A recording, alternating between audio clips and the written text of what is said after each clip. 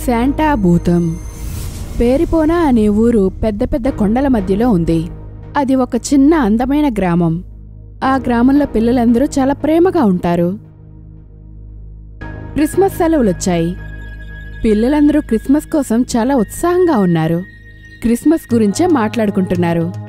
మాట్లాడుకుంటూనే Christmas ట్రీని అలంకరించారు.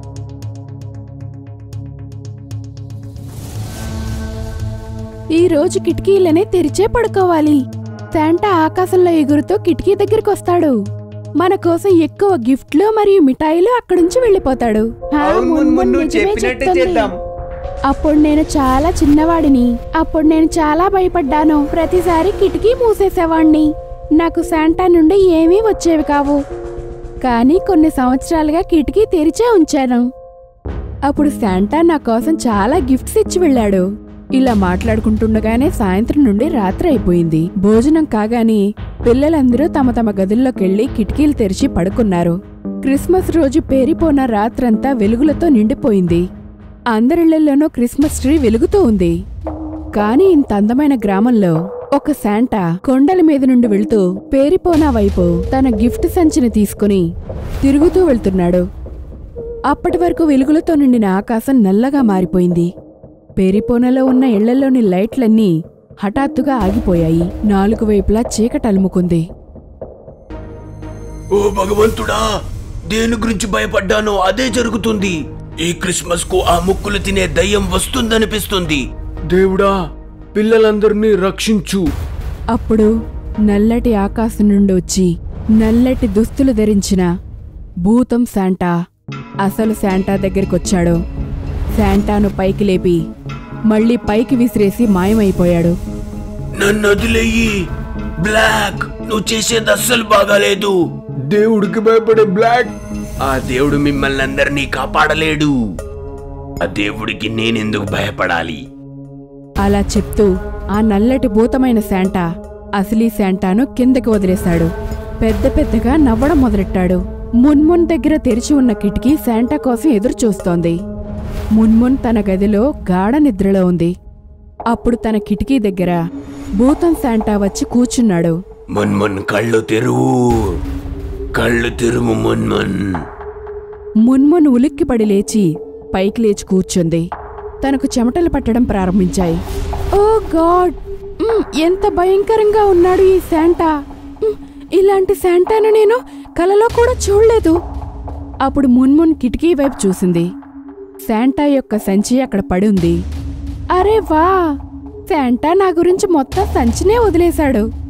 మున్మున్ ఆ సంచి దగ్గరికెళ్ళింది. అలానే ఆ సంచిలో తన చేతిని పెట్టింది.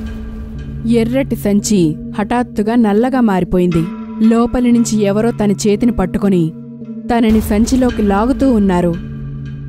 ఆ, రక్షించండి, రక్షించండి నన్ను, ఆ, రక్షించండి, రక్షించండి. కానీ తన అరుపులు ఎవరూ వినలేదు. ఎందుకంటే ఆ ఇంట్లో ఎవరూ లేరు. మొత్తం ఇంట్లో అందరూ శాంటా మీద నమ్మకంతో పిల్లలందర్నీ ఇంట్లో వదిలి బయటికెళ్లారు. మున్మున్ అరుస్తూనే ఉంది. కొద్ది కొద్దిగా అరుస్తూనే ఆ సంచిలోకి వెళ్ళిపోయింది. కొద్దిసేపటికే ఆ సంచిలో బందీ చేయబడింది. ఆకాశంలో ఎగురుతూ ఉన్న భూతం ఆ కిటికీ దగ్గరకొచ్చి కూర్చుంది. అప్పుడు ఆ సంచిని తీసుకుంది మరియు ఆ సంచిని తీసుకుని ఆకాశంలో ఎగురుతూ సడన్గా మాయమైపోయింది. భూతం శాంటా పేరిపోనాకి దగ్గరలోనే ఆకాశంలో భయంకరమైన పక్షిలా ఆ సంచితో ఎగురుతున్నాడు. తెరిచి ఉన్న కిటికీలో నుంచి ప్రతి ఇంటికి వెళ్లి అందరినీ ఆ సంచిలో బంధించసాగాడు. ఇదే విధంగా పేరిపోనాలను పిల్లలందరినీ బంధించాడు. ఆ భూతం ఆకాశంలో ఎగురుతూ దూరంగా ఉన్న కొండల మధ్యలో ఏదో ఒక నల్లటి గుహలోకి వెళ్లి దాక్కున్నాడు. ఇక్కడ ప్రజలందరూ మాట్లాడుకుంటూనే తిరుగుతున్నారు. అప్పుడక్కడ గాయాలతో కింద పడి ఉన్న శాంటాను చూశారు. ఓ భగవంతుడా, అందరినీ కాపాడు, రక్షించు దేవుడా. శాంటా, లేవు, నువ్వు బానే ఉన్నావు కదా? నిన్నెలా ఎవరు చేశారు? నా సంగతి వదిలి. ఆ నల్ల దయ్యం పిల్లలందరినీ అపహరించుకొని తీసుకొని వెళ్ళిపోయింది. అది వాళ్ళని అస్సలు వదిలిపెట్టదు. నువ్వు అసలేం చెప్తున్నావు? చెప్పడానికి సమయం లేదు. ఇది అర్థం చేసుకో. నాకు శాంటా బ్లాక్ తమ్ముడున్నాడు. అతనికి పిల్లలంటే ద్వేషం. అతను దయ్యాలందరికీ యజమాని. ఇన్ని సంవత్సరాలుగా అతను పడుకొనే ఉన్నాడు. ఈరోజు నిద్రలేచాడు. నన్నిలా చేసి పిల్లలందరినీ గృహలోకి తీసుకెళ్ళుంటాడు. అది విని గ్రామంలో అందరూ బాధపడ్డారు. ఇది ఏడ్చే సమయం కాదు. ఆ దయ్యం పిల్లల్ని ఏదైనా చేసేస్తుందేమో. అలా చేసే కంటే ముందే వెళ్లి మన పిల్లల్ని కాపాడుకోవాలి. దేవుడు మనతో ఉన్నాడు. వెళ్ళండి. తర్వాత గ్రామంలో అందరూ మండుతున్న కర్రలను తీసుకుని ఆ అర్ధరాత్రి శాంటా యొక్క వెనక కొండ దగ్గర ఉన్న ఆ గుహకు చేరుకున్నారు. ఆ భూతం శాంటా పిల్లలతో ఆ గుహలోనే దాక్కున్నాడు. లోపల ఆ సంచిలోంచి పిల్లలందరూ అరుస్తూ ఉన్నారు. అప్పుడు అందులో ఒక పిల్లవాడిని చంపాలనుకున్నాడు. పిల్లలందరూ ఏడుస్తున్నారు.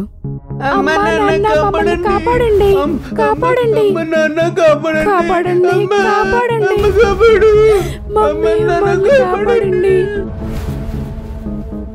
అది లోపలే ఉంది.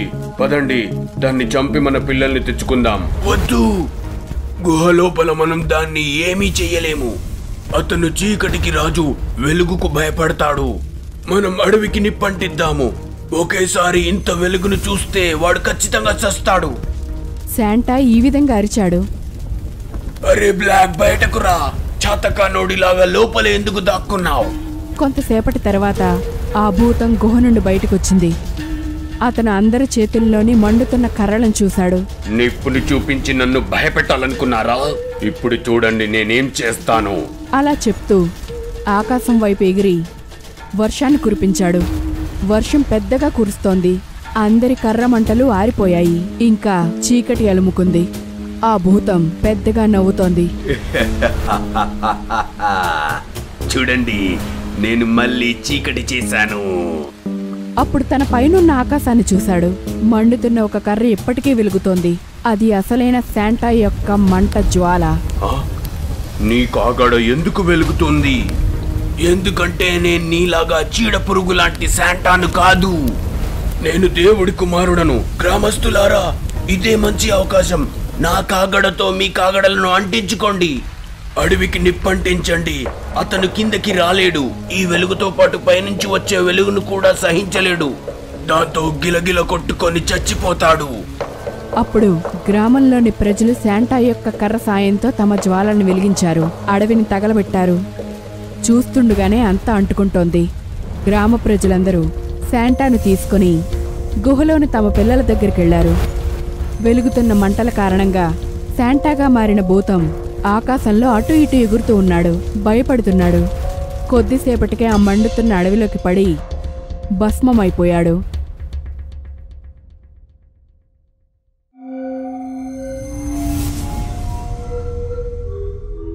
ముంబై నగరానికి దగ్గరలో 25 కిలోమీటర్ల దూరంలో ఒక హైవే పైన ఒక పాత పోలీస్ స్టేషన్ ఉండేది. ఈ స్టేషన్ చాలా నిర్మానుష్యమైన స్థలంలో ఉంది. ఒక ఇన్స్పెక్టర్ ఇంకా 2-3 కానిస్టేబుల్ ఇక్కడ ఉండేవారు. మాన్సి ఒక news reporter. Hello, highway police station తెలుసు. ఏంటి కానీ మీ పేరు?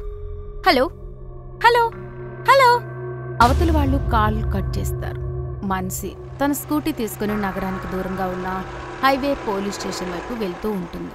మాన్సి స్టేషన్కి వెళ్ళగానే 2 కానిస్టేబుళ్లు ముచ్చట్లు పెడుతూ ఉంటారు. మాన్సీని చూసి ఒక కానిస్టేబుల్ ఇలా అంటాడు. ఏంటి మేడం, చెప్పండి, ఏమైంది? మాన్సి కావాలని డ్రామా చేస్తూ ఉంటుంది. అది ఏంటంటే నా ఫ్రెండ్ నన్ను తీసుకుని వెళ్ళడానికి వస్తున్నాడు. హైవే చాలా నిర్మానుష్యంగా ఉంది కదా, ఇక్కడ ఏమైనా జరగచ్చు. అందుకే అతను వచ్చే వరకు నేను ఇక్కడ కూర్చోవచ్చా? అవును మేడం, తప్పకుండా. మేము జనాల్ని రక్షించడానికే కదా ఇక్కడ ఉన్నాము.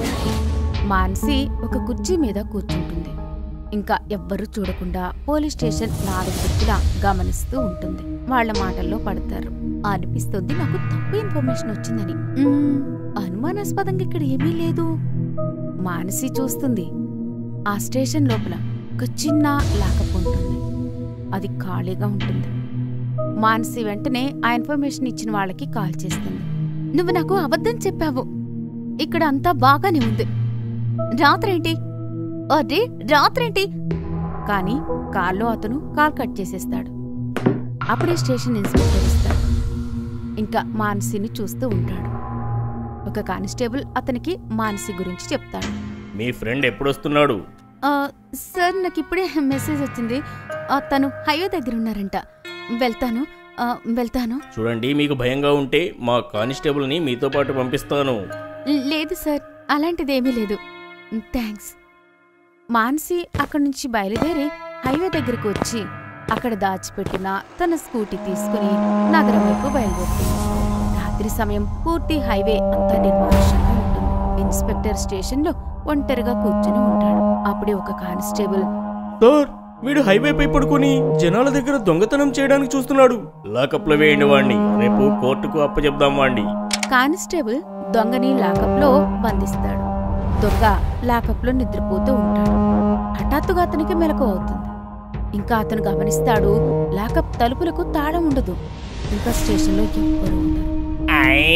మంచి అవకాశం, పారిపోతాను. దొంగ చేతులు బయటకు పెట్టి ఎలాగోలా తలుపు తెరుస్తాడు. ఇంకా లాకప్ నుంచి బయటకు వస్తాడు. కానీ అతను స్టేషన్ నుంచి బయటకు వెళ్తుండగా బయట దృశ్యం చూసిన తర్వాత అతని కళ్ళు అవంతటవే ఆగిపోతాయి. ఇంకా భయంతో అతని ఒళ్ళంతా వణికిపోతూ ఉంటుంది. బయట కానిస్టేబుల్స్ ఇంకా ఇన్స్పెక్టర్ భయంకరమైన భూతాల రూపంలో నిలబడి, అయ్యో భగవంతుడా, నేను ఏం చూస్తున్నాను? దొంగ మళ్లీ స్టేషన్ లోపలికి వచ్చి లాకప్లోకి వెళ్లి లోపల నుంచి తలుపు మూస్తాడు. ఇంకా ఏది జరగకూడదో అదే జరిగింది. ఆ తలుపు ముయ్యబోతుంటే లాకప్కి తగిలి గట్టిగా శబ్దం వస్తుంది. ఇంకా అందరూ భూతం పోలీసులు లోపలికి వస్తారు. కాకి డ్రెస్సుల్లో ఆ భూతాలు ఇంకా భయంకరంగా కనబడతారు. భూతాలు దొంగ వైపు వస్తూ ఉంటారు. ఇంకా ఆ దొంగ భయంతో అరుస్తూ ఉంటారు. సార్, తప్పు జరిగిపోయింది, నన్ను క్షమించండి. నేను ఎవరికి ఏమీ చెప్పను. ఇది విని ఇన్స్పెక్టర్ భూతం నవ్వుతూ ఇలా అంటాడు, తెలివితేటలు చూపకపోయినట్లయితే నువ్వు కొన్ని రోజుల తర్వాత రిలీజ్ అయ్యేవాడివి. కానీ ఇప్పుడు నీ ఆత్మ నీ శరీరాన్ని వదిలి వెళ్ళిపోతుంది. ఇలా అనుకుంటూ వాళ్ళు నవ్వుతూ ఉంటారు. నవ్వుతూ అతని దగ్గరికి వెళ్తుంటారు. కాపాడండి, నన్ను చంపేయకండి, వదిలేయండి. ఆ నిర్మానుష్యమైన హైవే మీద పోలీస్ స్టేషన్ లో అరుస్తున్న ఆ అమాయకుడి అరుపు వినేవాళ్లు లేరు. దొంగ అరుస్తూ ఉంటాడు. ఇంకా హఠాత్తుగా అరవడం ఆపేస్తారు. భూతాలు వాళ్ళ క్రూర పళ్లతో అతని గొంతు కొరికేసి అతన్ని ఎప్పటికీ అరవకుండా చంపేస్తారు. వెళ్ళండి, ఇతని శరీరాన్ని అడవిలో కాల్చేయండి. ఇంకా మన భూతం రూపం మారిపోవడానికి 2 గంటల సమయం మిగిలి ఉంది. ఇది పాత నిర్మానుష్యమైన ప్రదేశం, ఎవ్వరూ మిమ్మల్ని చూడరు. వెళ్ళండి. ఇద్దరు కానిస్టేబుల్ దెయ్యాలు ఆ దొంగ శవం తీసుకుని పోలీస్ స్టేషన్ బయటకు వస్తారు. ఇంకా ఒక చెట్టు వెనక దాక్కుని ఉన్న మానసి ఆ ఇద్దరి భూతం రూపం చూసేస్తుంది. అంటే అతనెవరో నాకు నిజమే చెప్పాడు. మానసి వెంటనే ఆ భూతం హంతకులని తన కెమెరాలో రికార్డు చేస్తుంది. ఇంకా తను వాళ్ళని వెంబడిస్తూ ఉంటుంది. భూతం కానిస్టేబుల్ ఆ శవాన్ని తీసుకుని అడవికి వస్తారు. ఇంకా ఒక గుయ్యి తవ్వి ఆ శవాన్ని అందులో ఊడుస్తూ ఉంటారు. ఈ ఫుటేజ్ టీఆర్పీ కోసం కాదు, అమాయకులైన ప్రజల కోసం. కేవలం ఇన్స్పెక్టర్ యొక్క ఫుటేజ్ దొరికితే చాలు. నేను దీన్ని తీసుకుని వెళ్లి కమిషనర్కి చూపిస్తాను. తరువాత మానసి దాక్కుని కానిస్టేబుల్ అని వెంబడిస్తూ పోలీస్ స్టేషన్ దాకా వస్తుంది. స్టేషన్ బయట భూతం ఇన్స్పెక్టర్ నిలబడి ఉంటాడు. పూర్తి చేశారా అతన్ని? పూర్తి చేశాం. మనం అందరినీ ఎక్కడైతే పాతి పెడుతున్నామో అక్కడే. మానసి ఇన్స్పెక్టర్ని కూడా కెమెరాలో రికార్డు చేస్తుంది. అప్పుడే సమయం 4 అవుతుంది. ఇంకా అన్ని భూతం పోలీస్ వాళ్ళు మనుషులా మారిపోతారు. మానసి అది కూడా షూట్ చేస్తూ ఉంటుంది. మరుసటి రోజు ఉదయం తను కమిషనర్ని కలుస్తుంది. ఇంకా తను అతనికి అక్కడ జరిగిందంత చెప్తుంది. ఇంకా పూర్తి ఫుటేజ్ కూడా చూపిస్తుంది. మనిషి, నాకు తెలుసు, అక్కడ పాత పోలీస్ స్టేషన్లో ఉన్న పోలీసులందరూ భూతాలని. ఏంటి? అయినా మీరు వాళ్ళని... ముందు నేను చెప్పేది పూర్తిగా విను. వాళ్ళు అసలు భూతాలు ఎందుకయ్యారో తెలుసా? ఒకరోజు రాత్రి వాళ్ళు డ్యూటీ చేస్తూ ఉండగా భూతాలు వాళ్లపై దాడి చేశాయి, వాళ్ళని కొరికేశాయి. దాని తర్వాత వాళ్ళందరూ భూతాలుగా మారారు. కేవలం వాళ్ళు రాత్రి మాత్రమే భూతాలుగా మారుతారు. కానీ ఉదయం మొత్తం వాళ్ళు మంచి మనుషులు, మంచి ఆఫీసర్లుగా ఉంటారు. ఎవ్వరినీ చంపరు. వాళ్ళు ఇంకా వాళ్ళ పోలీసుల యొక్క విధులు కూడా మర్చిపోరు. అక్కడ పోలీస్ స్టేషన్ యొక్క క్రైమ్ రేటింగ్ కూడా ఒకసారి చూడు. అంతా బానే ఉంటుంది. నువ్వే చెప్పు, నేను వాళ్ళని డ్యూటీ నుంచి తీసేసి వేరే వాళ్ళని పెట్టుకోమంటావా? ఒకవేళ నేను అలా చేస్తే వాళ్ళు కరప్ట్ అవ్వరా? భూతమయ్య కూడా వాళ్ళ డ్యూటీ సక్రమంగా చేస్తున్నారు. అర్థమైంది సార్, కంగారు పడకండి. ఈ ఫుటేజ్ బయటకు వెళ్ళదు. ఇలా చెప్పి మాన్సి కమిషనర్ ముందే ఆ ఫుటేజ్ అంతా డిలీట్ చేసేసి అక్కడ ఇక్కడ పోలీస్ స్టేషన్లలోని భూతాలు ఉదయం పోలీసులా మారి ఇంకా రాత్రి భూతాల్లాగా మారి వాళ్ళ డ్యూటీని నిజాయితీగా ఎన్నో సంవత్సరాలుగా చేస్తూ ఉంటారు.